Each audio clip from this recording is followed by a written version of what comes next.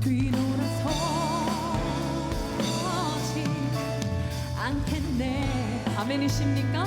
다시 한번 주님 뜻대로, 주님 뜻대로. 아멘. 주님 뜻대로, 주님 뜻대로. 더 큰 목소리로 찬양할까요? 주님 뜻대로, 주님 뜻대로 살기로 했네. 아멘, 아멘. 뒤돌아서지 않겠네. 뒤돌아서지 않겠네. 뒤돌아서지 않겠네. 뒤돌아서지 않겠네.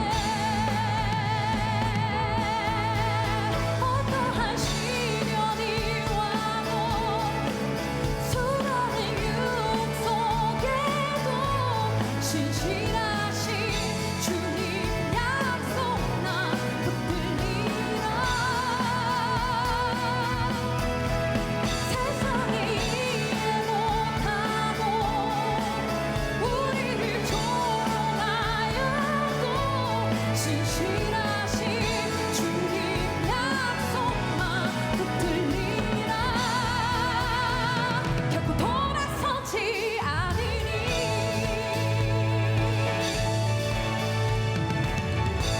이 세상 사람 날 몰라줘도, 이 세상 사람 날 몰라줘도,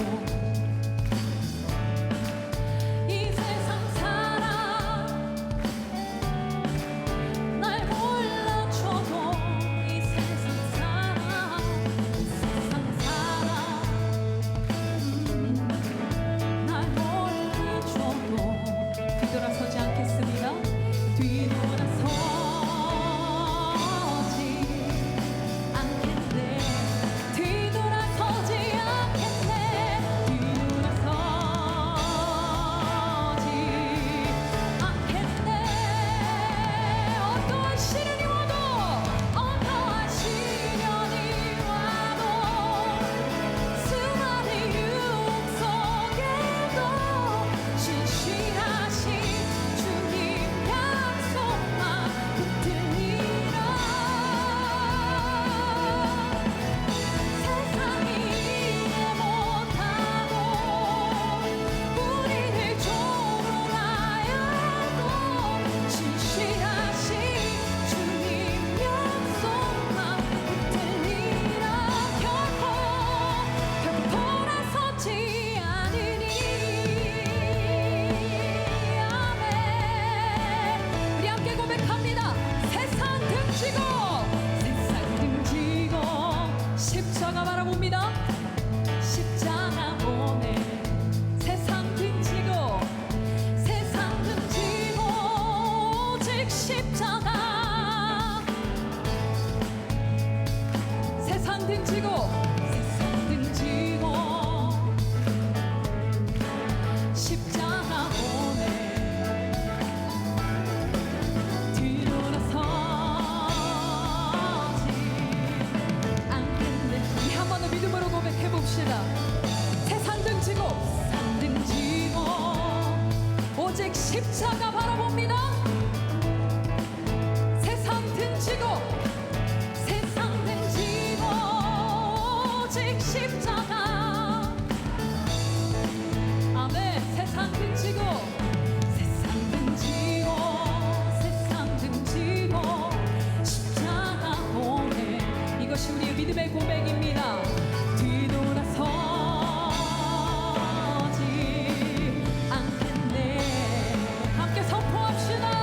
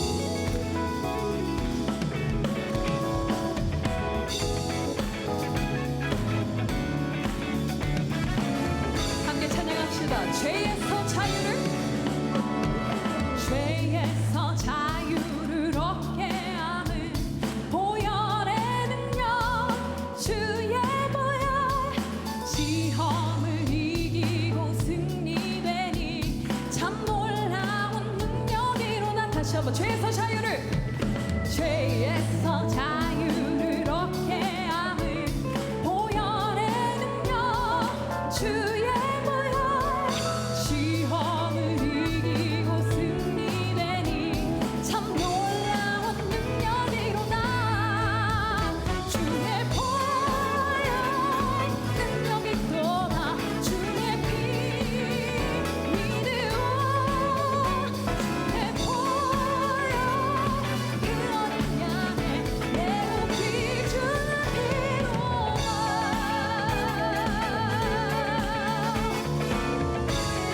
2절입니다. 육체의 정욕을 이기림은 육체의 보혈의 능력,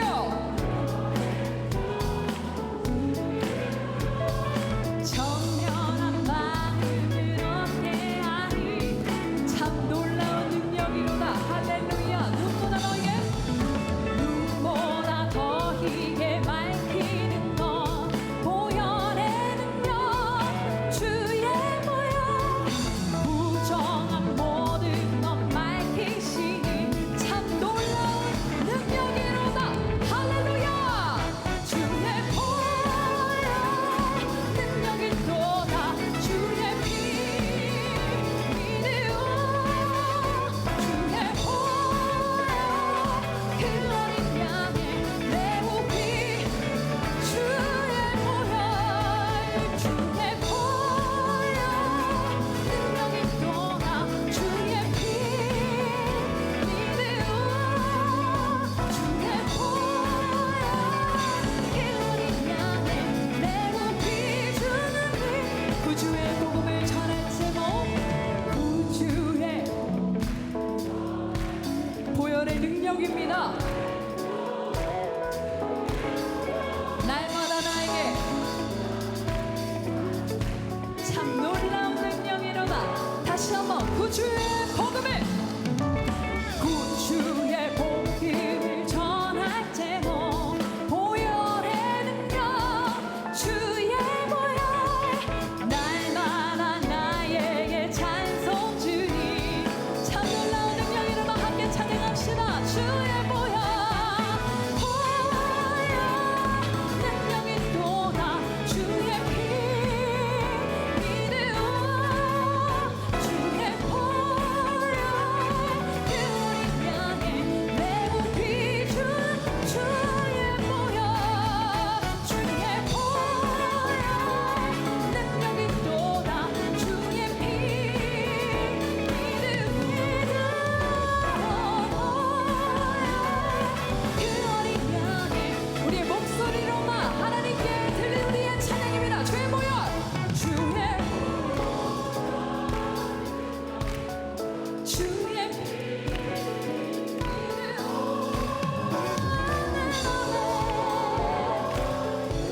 한 번 더. 주의 보혈 우리의 죄를 씻기는 하나님 아버지 보혈. 주의 피 믿으오.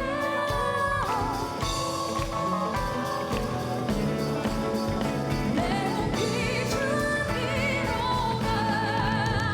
주의 보혈 능력이 또다. 주의 피 믿으오. 주의 보혈 그 어린 양의 내 옷 비춘 피, 내 옷 비춘 것, 내 옷 비춘 피로가. 내 옷 비춘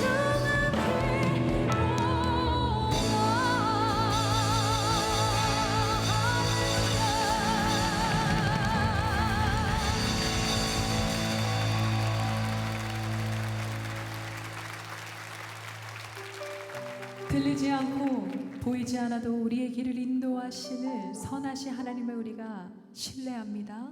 앞으로도 우리를 위해 일하시는 그 여호와 이레의 하나님의 은혜를 우리가 이 시간 간구하며 다시 한번 믿음으로 우리의 찬양을 하나님 아버지께 올려드리기 원합니다. 나의 믿음 주께 있네. 십자가 능력이 내 영광 내 영광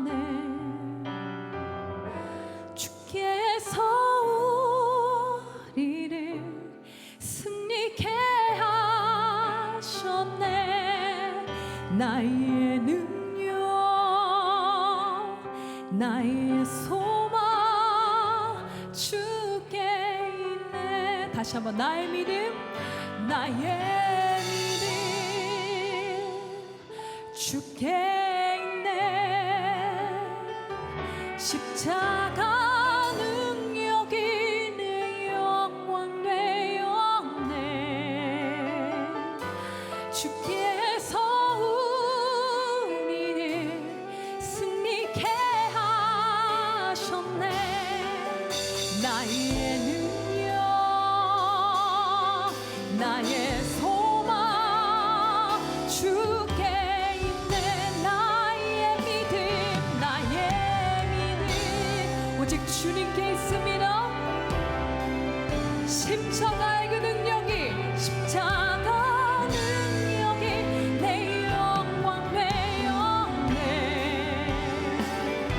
주께서 우리를 승리케 하셨네.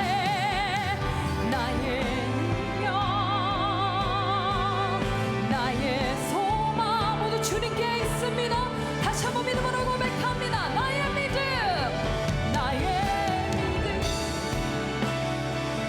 주께 있네.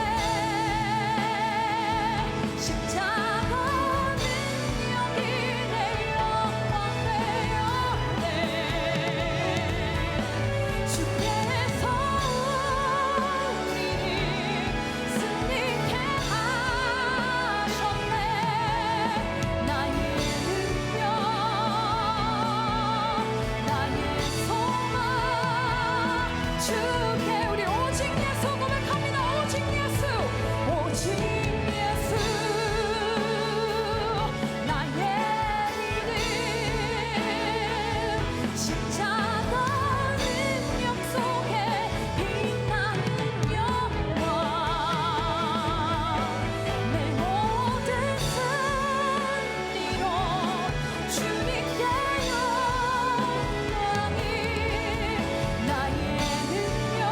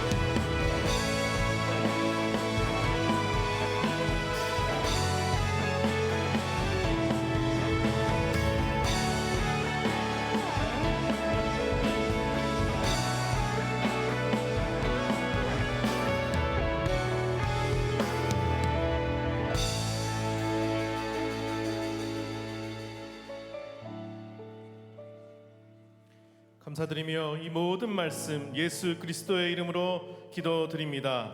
아멘. 오늘 우리에게 큰 은혜 주신 우리 우미셸 목사님과 또 그 밴드에게 큰 박수 보내주시기 바랍니다.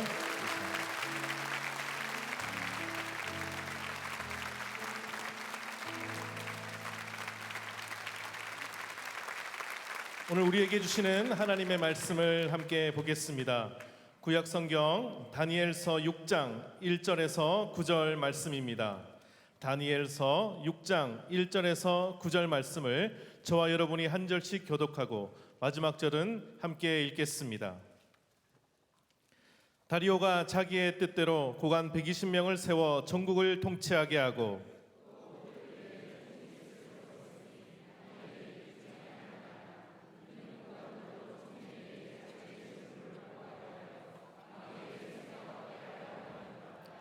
다니엘은 마음이 민첩하여 총리들과 고관들 위에 뛰어남으로 왕이 그를 세워 전국을 다스리게 하고자 한지라.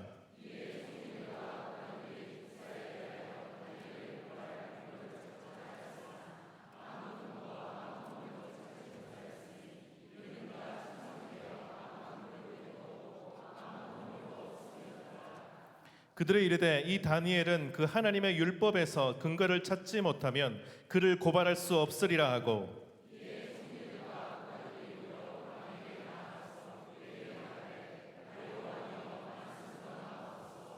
나라의 모든 총리와 지사와 총독과 법관과 관원이 의논하고 왕에게 한 법률을 세우며 한 금령을 정하실 것을 구하나이다. 왕이여 그것은 곧 이제부터 30일 동안에 누구든지 왕 외에 어떤 신에게나 사람에게 무엇을 구하면 사자굴에 던져넣기로 한 것이니이다.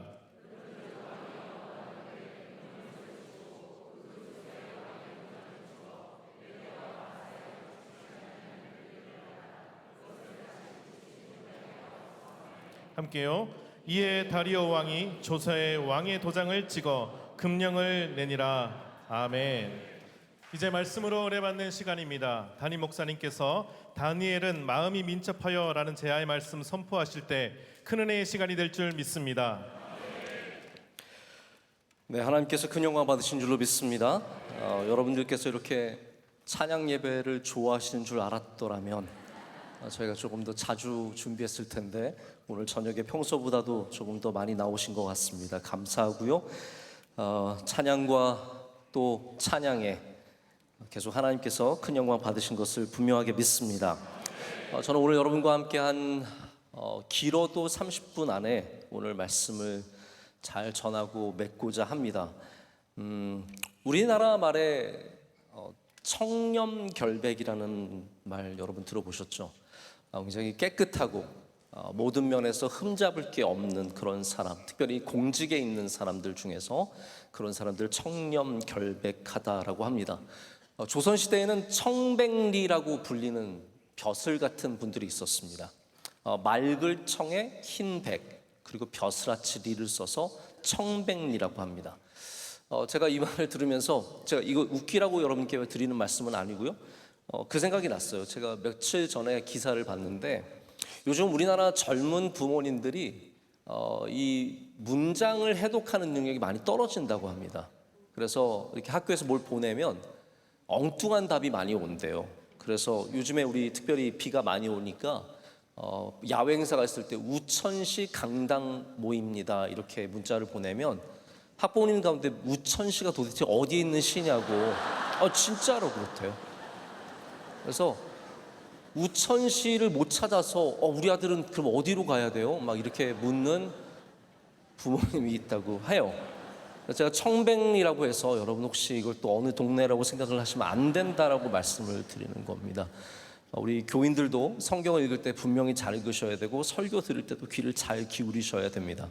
청백리는 맑고 깨끗한 관리를 말합니다. 사사로운 이득을 전혀 취하지 아니하고 이렇게 구하지 아니하고 백성들과 나라만을 위해서 아주 훌륭하게 일하는 관리들을 청백리라고 불렸다는 거죠. 조선시대 때 청백리가 총 218명밖에 안 됐습니다. 이 시대 전체를 다 합쳐서 218명이었는데 대표적으로는 세종 때 황희정승이 청백리였다라고 알려져 있습니다. 근데 이 개념이 우리나라만 있는 게 아니에요. 헬라어에도 청백리의 개념이 있는데 아네필렘프토스라고 하는 단어입니다. 이게 바울이 실제로 쓴 단어였는데 성경에 보면 책망할 것이 없는 이라는 표현이 바로 이 청백리와 똑같은 표현이에요. 그래서 주의 종들은 책망할 것이 없는, 할렐루야, 하나님께 쓰임받는 사람들은 다니엘처럼 이렇게 많은 사람들이 와서 다 흠잡으려고 해도 흠잡을 것이 없는 그러한 순수함을 가져야 된다라고 성경은 우리에게 구약과 신약을 통해서 계속해서 말하는 겁니다. 여러분, 그래서 다니엘이 이렇게 세상에서 빛나는 존재가 된다는 것, 이것이 다니엘서가 보여주는 또 다른 측면의 이야기예요. 자, 보십시오. 지금까지 우리는 바벨론이라고 하는 이 나라가, 그것이 뭐 바뀌어서 다른 나라가 될지라도 끊임없이 하나님을 믿는 사람을 공격하고 그들을 괴롭히고 그들을 끝까지 그 믿음을 흔드는 것을 보는데, 동시에 그 이면에 보이는 모습이 뭐냐 하면, 그럼에도 불구하고 하나님을 믿는 사람은 세상에 쓰임받는 사람이 되어야 한다는 것입니다. 여러분, 이거를 헷갈려 하시면 안 됩니다. 세상이 우리를 핍박한다고 세상을 버리면 안 된다는 거예요. 아무리 세상이 우리의 믿음을 핍박할지라도 우리는 세상에 쓰임받는 사람이 되어서 하나님이 기뻐하시는 세상으로 만들어 가야 한다는 것인데, 그것이 바로 요셉의 이야기고 다니엘의 이야기고 그것이 바로 우리의 이야기가 되어야 합니다. 그래서 다니엘이 느부갓네살 때도 가장 필요한 사람이었잖아요. 누구 사람 없느냐? 다니엘이 여기 있습니다. 벨사살 때도 누구 사람 없느냐? 다니엘이 여기 있습니다. 그리고 나서 오늘 말씀에도 다리오라고 하는 왕이 등장해서도 여전히 이 80살을 훨씬 훌쩍 넘긴 이 노인 다니엘을 찾으면서 그에게서 민첩하다라는 표현을 다시 우리는 발견하게 됩니다. 세스 고딘이라고 하는 작가가 있는데, 이분이 이제 비즈니스 그런 저서를 많이 가지고 있죠. 세스 고딘의 흥미로운 책 제목이 하나 있어요. 린치핀이라고 하는 책, 혹시 여러분 들어보셨습니까? 린치핀이 뭐냐 하면, 예전에 이제 바퀴를 만들면 바퀴살을 막 중앙에 모으고 그 중앙에 바퀴살이 빠지지 않도록 핀을 하나 껴놓습니다. 이걸 린치핀이라고 해요. 바퀴살은 하나가 부러져도 굴러갑니다. 그러나 린치핀이 빠지면 바퀴는 완전히 무너지게 되어 있죠. 세스 고딘은 우리에게 뭘 얘기하고 있냐면, 우리가 이 세상에서 그냥 바퀴살처럼 살아서는 안 된다는 거예요. 있어도 되고 없어도 되는, 이 사람 빠져도 아무 상관없는 그런 사람이 되지 말고, 린치핀, 빠지면 바퀴가 무너지는 그런 존재가 경쟁력 있는 존재라고 하는데, 저는 오늘 다니엘서 말씀을 보면서 다니엘이 린치핀이었구나. 이 사람이 없으면 나라가 안 돌아가는 거예요. 어려운 일이 생겼을 때 다니엘이 없으면 그 문제를 해결할 수 없다는 거죠. 여러분, 저는 바라기는 오늘 이 말씀을 여러분에게 도전으로 받아들이시고 세상에 어디 가든지 린치핀과 같은 사람 되시길 축복합니다. 오늘 새벽에도 우리 강사로 오신 목사님께서 요셉의 이야기를 하시면서 요셉이 미움을 많이 받았다고 말씀하셨어요. 왜 미움을 받았습니까? 요셉이 믿음도 좋고 능력도 있고 그리고 잘생겼대요. 우리는 그 잘생긴 것을 오직 추측만 할 뿐이에요. 그렇죠? 왜냐하면 보디발의 아내가 요셉을 굉장히 좋아했죠. 근데 저는 잘생기지 않아도 좋아할 수 있지 않을까 생각은 해요, 솔직히. 세상에 살다 보면 자기 남편을 정말로 멋있게 생각하는 이상한 사람들도 많이 있거든요. 보디발의 아내가 어떤 안목을 가졌는지 정확하게 모르겠는데, 아무튼 잘생겼다고 쳐봅시다. 요셉은 그 모든 것 때문에 뭘 받았습니까? 사랑을 받았습니까? 아니요, 미움을 받았다는 거예요. 이 세상은 절대로 잘한다고 사랑해주는 세상이 아닙니다. 세상은 잘할수록, 더 많이 가질수록, 더 열심히 할수록 오히려 더 미움이 쌓일 수밖에 없습니다. 보십시오. 미움받는 사람들이 다 열심히 살아가는 사람들일 때가 얼마나 많습니까? 다니엘도 총리 3명 중에 1명이 되었을 때 다른 2명과 모든 고관들이 이 다니엘 하나 잡으려고 똘똘 뭉쳤습니다. 적의 적은 나의 뭐예요? 친구예요. 지금까지, 어제까지 나랑 싸웠던 사람이라도 내 적의 적이 되면 나의 친구가 되기 때문에 모든 사람들이 다니엘을 중심으로 헤쳐 모여 해서 다시 다니엘을 공격하게 됩니다. 여러분, 그런데 이렇게 많은 사람들에게 미움과 질투를 받았던 다니엘이 어떻게 인정받게 되었겠습니까?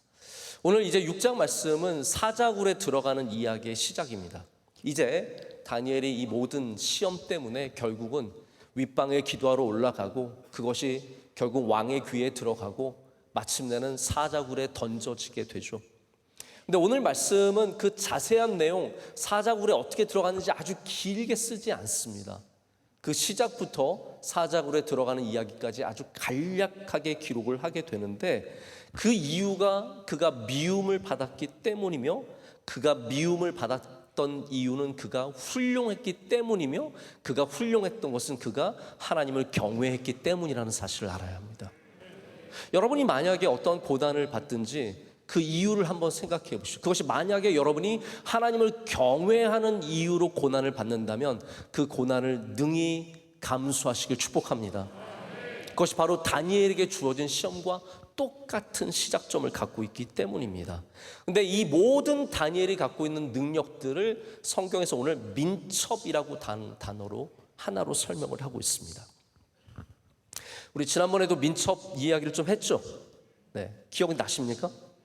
그때 분명히 뭔가 은혜는 받은 것 같은데 민첩이라는 단어에 대해서 아마 잊어버리신 분들이 많이 계실 겁니다. 저는 오늘 전혀 다른 종류의 민첩을 또 얘기할 겁니다. 여러분 민첩하십니까? 어떻게 생각하세요? 민첩하십니까? 저는 이제 민첩성이 확실히 떨어졌습니다. 제가 오늘도 농구를 했거든요. 사실 제가 농구를 안 하려고 어젯밤까지 마음을 먹었어요. 제가 요즘에 아킬레스가 별로 좋지 않아서 굉장히 뻑뻑하고 부담이 돼서 운동하다가 혹시라도 제가 아킬레스건이 끊어지거나 그런 상황이 생기면 또 창립 기념주일에 큰 방해가 되기 때문에 그러나 오늘 아침에 일어나 보니까 하나님께서 새로운 힘과 새로운 능력을 주셨기 때문에 오늘 농구할 수 있겠구나라는 그런 감사함을 안고 막 둘둘 싸매가지고 철저하게 안 다치게 하고 그리고 가서 뛰었습니다. 저도 열심히 뛰었는데 우리 팀에 진짜 잘 뛰는 남자 한 명이 있어요. 물론 다 남자죠. 그런 분이 하나 있어요. 근데 이분은 저희가 다 교역자인데 다 목사고 다 전도사인데 이분 한 명만 집사님이에요. 근데 저희와 계속 같이 오셔서 경기를 하는데 30대 초반에 아주 다니엘 같은 사람이에요. 잘생기고 다 갖추었어요. 근데 저희가 왜 그 집사님을 같이 뛰냐 하면 이 집사님은 선교사님 아들이에요. 그래서 준 목사예요. 그래서 저희가 같이 이제 뜁니다. 근데 이 친구는 제가 청년 때부터 봤고 제가 주례도 했고 그런데 정말 성품이 좋아요. 저는 이렇게 좋은 성품을 가진 사람 많이 못 만나봤어요. 인물도 정말 좋아요. 그리고 결혼도 잘했고 애도 둘이나 낳고 근데 여전히 멋있어요. 그리고 농구를 정말 잘해요. 저는 이런 사람이 목사가 되어야지 누가 목사가 되겠나라고 지금도 사실 기도를 하고 있는데 저랑 나이가 한 20살 정도 차이가 납니다. 같이 농구를 해보면 저는 여러분 저 농구하는 걸 못 보셨을 텐데 저는 제 마음으로는 점프를 했어요. 그러나 몸은 땅에 있어요. 그런 거 있잖아요. 제 마음으로는 저 공에게 갔는데 제 손은 여기에 내 앞에 너 뭐하고 있니? 이렇게 되는 거거든요.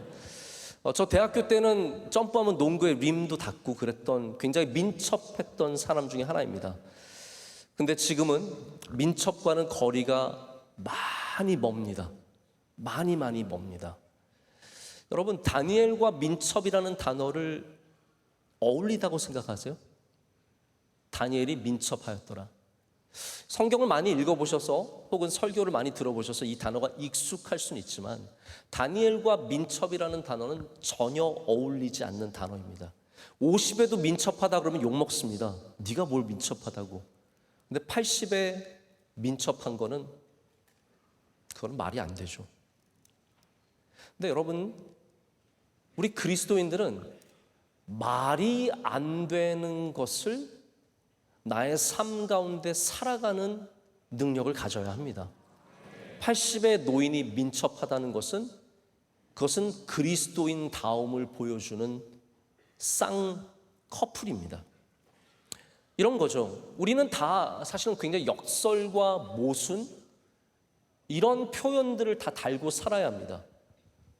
슬픔 가운데 있지만 소망을 갖는 할렐루야. 이게 그리스도인의 모습 아닙니까? 이게 세상과 우리가 다른 거 아니겠습니까? 슬프지만 소망이 있는, 아픔 속에 있지만 다른 사람들을 위로하는, 내가 아프지만 남을 위로하는, 높은 자리에 올라갔지만 낮은 마음을 가진, 새벽 예배 나왔는데 쌩쌩한, 이게 우리 그리스도인의 역설적인 표현이라고 생각합니다.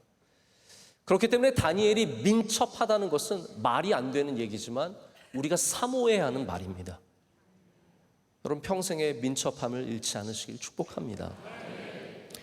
저는 이 사실 민첩이라는 단어가 얼마나 원어적으로 맞는지는 잘 모르겠어요. 여러분 아시다시피 다니엘서의 대부분은 아람어로 써 있습니다. 아주 특별한 성경책이죠. 히브리어도 아니에요. 아람어로 써 있는 성경책이고요. 나중에 분명히 이제 셉투아젠트라고 하는 70인역으로 바뀌면서 헬라어로 쓰였을 텐데, 그러면 기억하십니까, 여러분? 5장의 벨사살의 황후가, 그의 어머니가 다니엘에 대해서 민첩하다고 했죠. 제가 그것을 예리하다고 말씀을 드렸습니다. 그 표현은 예리합니다. 예리한 사람, 날카로운 사람, 나이가 먹어도 녹슬지 않은 그런 사람을 말했다면, 오늘 나오는 이 민첩은 똑같은 단어일까요? 벨사살의 어머니가 썼던 그 민첩함과 여기 6장에서 다니엘을 표현한 민첩함이 똑같은 단어는 아닙니다.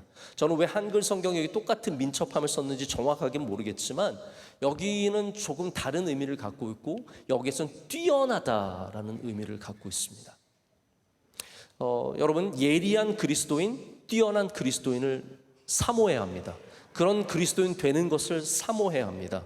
영어에서는 so distinguished라고 되어 있어요. so, 굉장히 구별되어 있는, 남들과 전혀 다른 차원의 사람이라는 거죠. 이게 민첩함의 오늘 정의라고 말할 수 있습니다. 아이들이 학교에서 미술 시간에 그림을 그려요. 30명의 아이들이 있다고 쳐볼까요? 그림을 그립니다. 그럼 선생님이 다니면서 어떻게 그리는지 보겠죠. 얘가 어떻게 그리나, 얘가 근데 지나가다 깜짝 놀랐어. 얘가 왜 이렇게 잘 그리지? 우리 반에 이렇게 잘 그리는 애가 있네? 근데 얘는 다른 애들보다 조금 더 잘 그리는 것이지, 그냥 그게 거기가 거기예요. 근데 지나가다가 어떤 아이를 봤는데, 그 아이 이름이 사랑이란 아이인데, 얘는 차원이 다른 거예요. 실제 이야기가 아닙니다. 얘는 완전히 전혀 다른 차원의 그림을 그리는 거죠. 얘가 어떻게 4학년이야? 4학년이 어떻게 이렇게 그림을 그릴 수 있지? 완전히 구별되는 것, 그것을 민첩함이라고 하는 거예요. 그러니까 수많은 관료들이 있었고 수많은 사람들이 일을 했겠지만, 다리오는, 그리고 그 나라는, 사람들은 다니엘을 보면서 다르구나 라는 것을 느꼈다라는 겁니다. 그리고 성경은 그것이 바로 그냥 다니엘이 갖고 있는 어떠한 열심, 이게 전부가 아니라 바로 그 바벨론에서 다니엘이 믿고 있는 하나님, 바로 여호와 야훼 하나님을 향한 그 신앙이 그로 하여금 다른 사람이 되게 했다라는 거예요. 여러분, 우리가 세상에서 다르면 왜 달라야 합니까? 뭐가 달라요? 우리 취향이 달라야 합니까? 먹고 싶어 하는 게 달라야 합니까? 뭐 아이스크림 먹고 싶어 하지 않고 뭐 라면 먹고 싶어, 아닙니다. 우리가 똑같은 걸 먹고 똑같은 곳에서 살고 똑같은 곳에 일하지만, 오직 우리가 하나님을 믿는 그 믿음 때문에 다른 사람과 달라야 된다라는 거예요. 다르기 때문에 다니엘이 오늘, 아무리 사람들이 자기의 뻔하죠. 뭐 관료들이 돈 받은 거 있으니까 쟤도 돈 받았을 거야 하고 뒤져보니까 돈이 안 나오는 거죠. 자기가 대접받았으니까 얘도 대접받았을 거라고 아무리 뒤져봐도 안 나오는 거예요. 왜냐하면 다니엘은 달랐거든요. 이 모든 관료들과 모든 사람들과 달랐다는 겁니다. 오직 하나님을 믿는 그 믿음 때문이라는 거예요. 저는 오늘 여러분이 제가 이제 남은 시간 동안 짧게 말씀을 드리자면, 우리가 어떤 민첩함을 이 세상에서 가져야 하는지 좀 함께 생각을 해보면 좋을 것 같습니다. 제가 2가지만 말씀드릴게요. 원래 제가 한 5가지 정도 생각을 했었는데, 여러분 이렇게 2가지 말씀드리고 나중에 뭐 3가지는 하나님 은혜 기회 주시면 하고, 안 주시면 안 하고, 뭐 그러면 되겠죠. 첫 번째는 다니엘이 하나님을 위해서, 하나님의 영광을 위해서 뛰어남을 갖춘 사람이 되었다는 것을 기억해야 합니다. 자, 4절 말씀을 한번 보실까요? 우리 4절을 뭐 기니까 제가 다 읽지는 않겠지만 총리들과 고관들과 모든 사람들이 다니엘을 고발할 근거를 찾았습니다. 근데 아무 허물도 찾을 수 없었대요. 자, 여러분 한번 생각해 보세요. 우리나라도 가끔씩 이제 청문회 같은 거 하잖아요. 장관 이제 될 때 혹은 어떤 직분을 맡을 때 청문회를 하게 되는데 청문회에서 시끄럽지 않았던 사람은 저는 한 명도 못 본 것 같아요.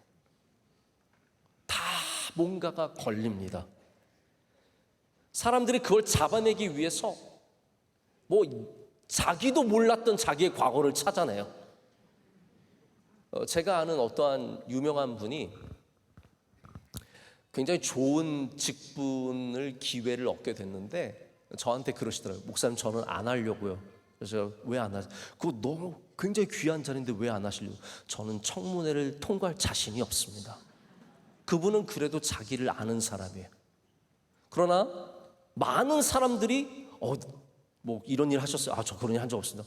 자기도 모르는 자기가 한 일 때문에 다 걸리는 거거든요. 다니엘이 왜 그러지 않았겠습니까? 다니엘도 충분히 걸릴 일들이 있었겠죠. 그런데 아무도 찾지 못했습니다. 그것은 못 찾아서가 아니라 없었기 때문입니다. 왜 그렇습니까? 전 이 질문을 드리고 왜 다니엘이 이렇게 청렴결백, 청백리 깨끗한 사람이었을까요? 그가 우리보다 더 도덕적인 삶을 사랑했기 때문이 아닙니다. 나는 총리를 하기 위해서 깨끗하게 살아야지. 나는 백성들을 위해서, 물론 그 마음도 조금 있었겠죠. 백성들을 위해서 내가 뭐 부를 축적하지 않고 검소하게 살아야지. 그 마음이 없었지는 않았겠지만 다니엘의 진짜 마음은 뭐냐면요, 내가 하나님 아버지의 영광을 위해 살아야지, 이거예요. 내가 하나님 아버지의 영광을 위해 살아야지 하면 여러분 도덕은 따라오게 되어 있습니다. 윤리는 따라오게 되어 있습니다.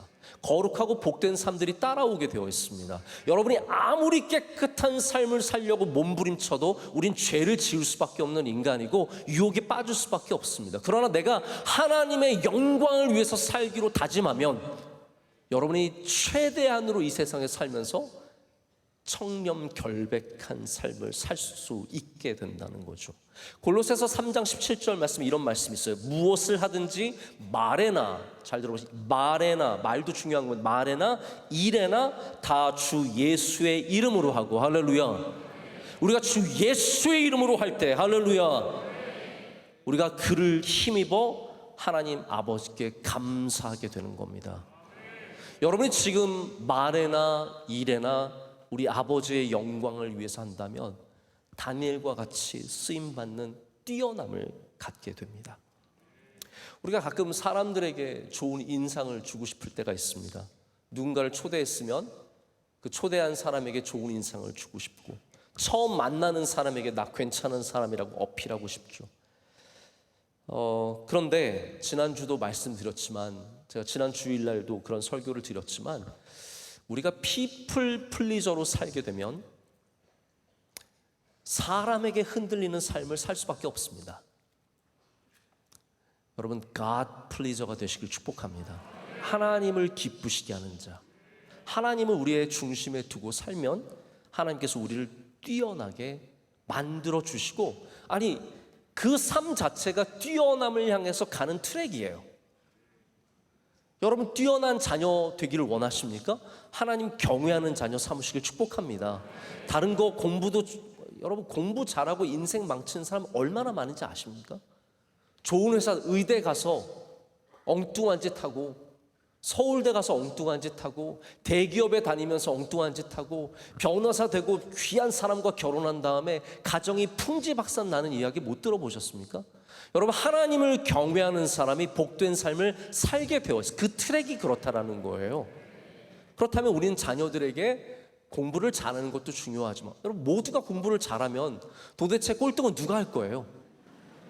누군가는 꼴등을 해야 될 거 아니에요.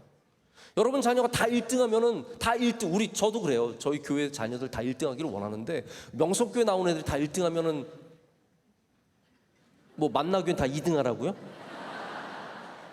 그건 아니잖아요. 여러분의 자녀가 하나님 경외하는 자녀가 되도록 기도해야 합니다.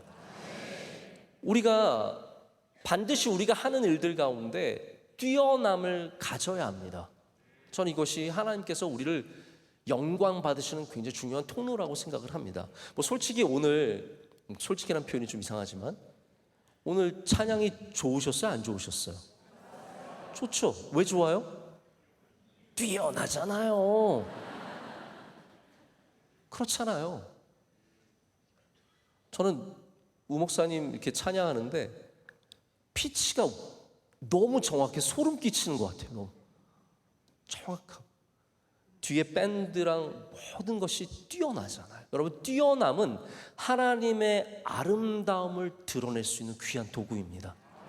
적당히 하지 마십시오.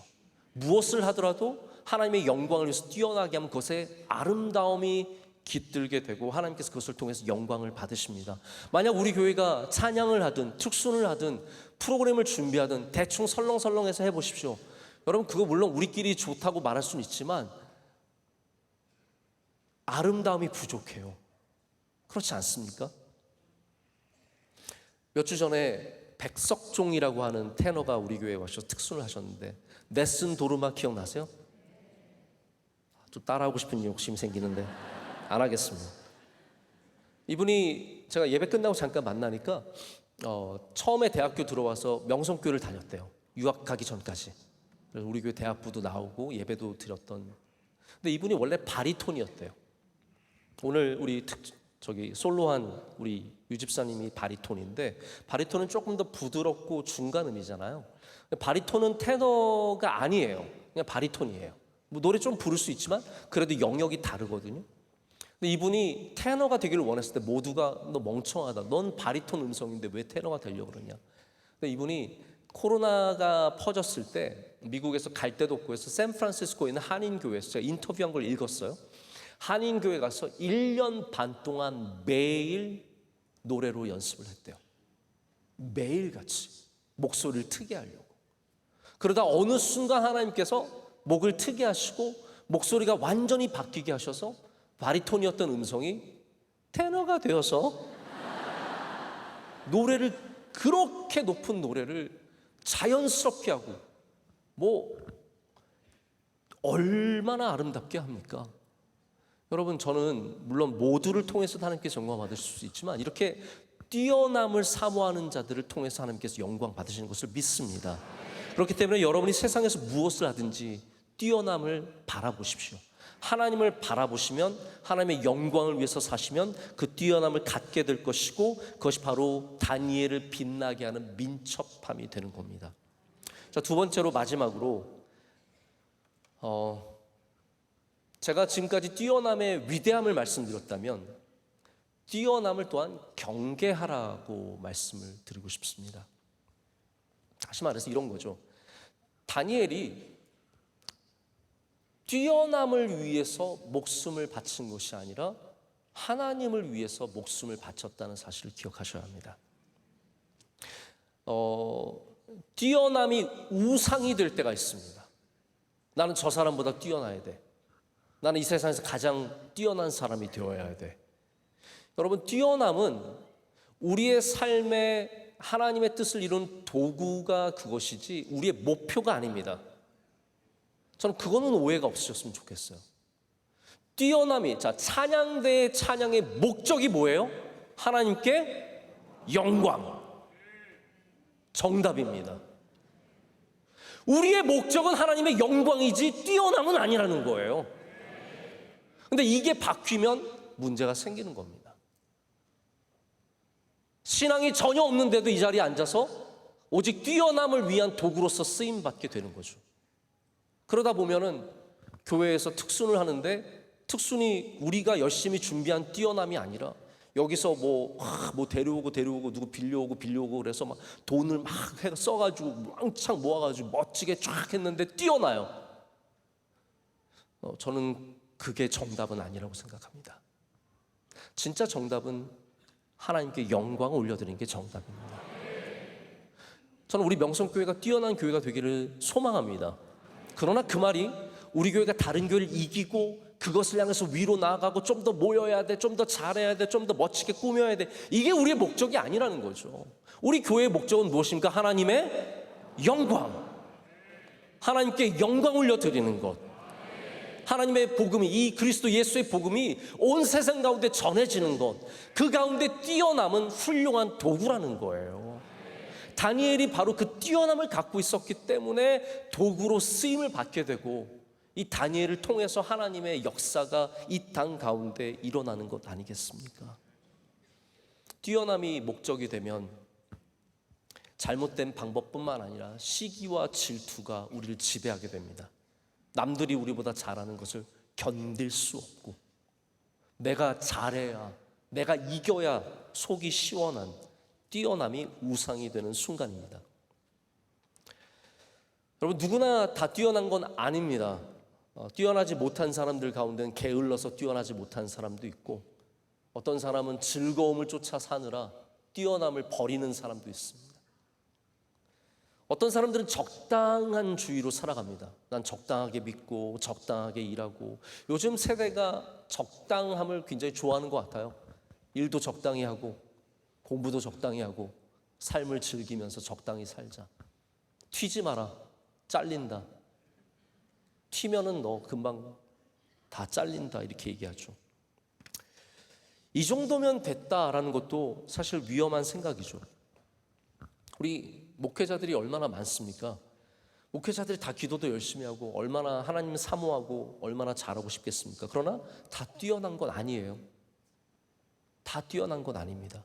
설교자들이 이 세상에 수만 명, 수십만 명일 텐데 다 뛰어난 건 아닙니다. 그러니까 뛰어남이 나의 실력대로만 된다고 생각하는 것도 착각입니다.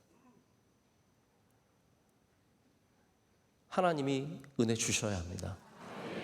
하나님께서 목적을 두고 뛰어남을 허락하시는 사람들이 있죠.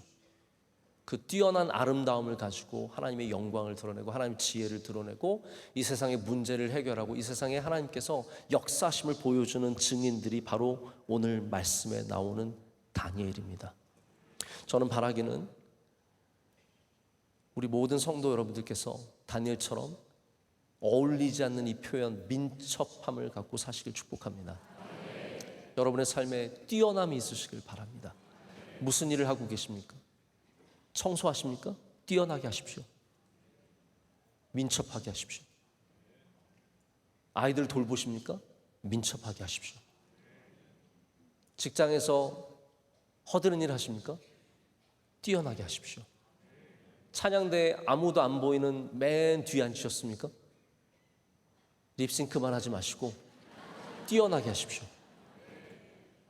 우리가 어디에 앉아 있든지 어디에 있든지 다니엘처럼 하나님이 주신 것들을 귀하게 여기는 마음을 갖는다면 여러분께서 이 바벨론과 같은 세상에서 하나님의 아름다움을 드러내는, 영광을 드러내는 주님의 귀한 종들 될 줄로 믿습니다. 기도하겠습니다. 하나님 아버지 감사합니다. 오늘 주님의 크신 은혜로 찬양 예배 드리고 또 주님의 영광을 이렇게 보게 하시고 뜨거운 예배로 나아가게 하심을 감사합니다.